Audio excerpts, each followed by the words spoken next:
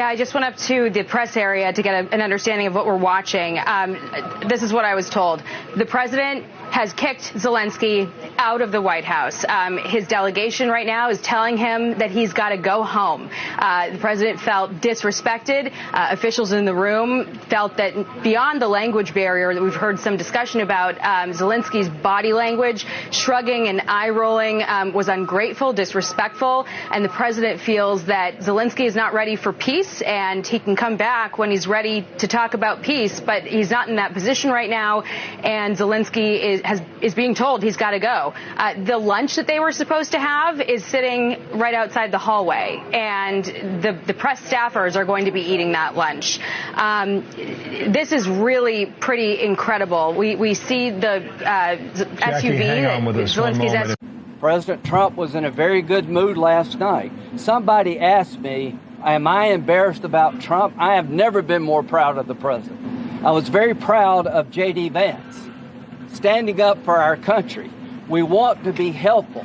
What I saw in the Oval Office was disrespectful, and I don't know if we can ever do business with Zelenskyy again.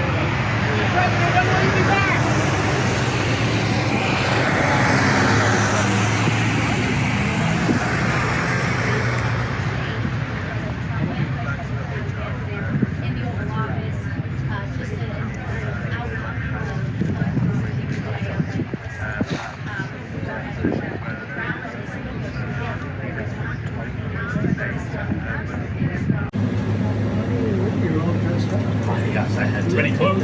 How are you? Pretty sure. He's all dressed up today. President Trump, what's your message to Vladimir Putin, sir? President Trump, you got enough. President Trump, you got enough. Vladimir Putin. Thank you very much.